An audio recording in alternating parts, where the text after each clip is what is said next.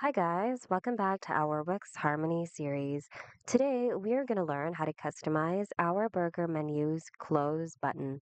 Let's get started. First, click on your hamburger menu button.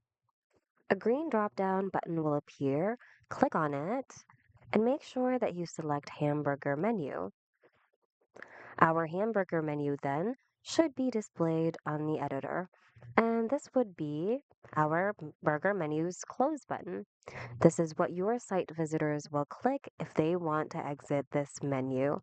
To customize this, click on the Close button and go to Customize icon on the action bar above. You can see this small window over here.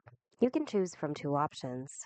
Static, which means it'll remain like that whether it's static or being clicked on, or animated, which is very interesting.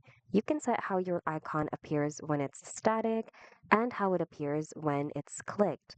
If you choose static, simply click the replace button and a window will open where you can choose from Wix's media library or upload your own close icon. If you choose animated, click on Create New Animated Icon. Click the Start icon and select or upload the icon you want to use for when your close button is static or not being interacted with. We're just going to use one from Wix's media library and use, say for example, this one.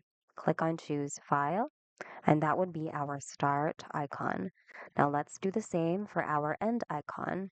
Let's say this one. All right, so once that's set, you can actually see how it's going to look like by going to this section over here. So if you hover over the icon, you'll see how it looks like animated, which looks really, really sleek. And once you're done, your changes will automatically be saved. And that's it. We hope this video was helpful. If you need more Wix tutorials, check out our channel and consider subscribing as well.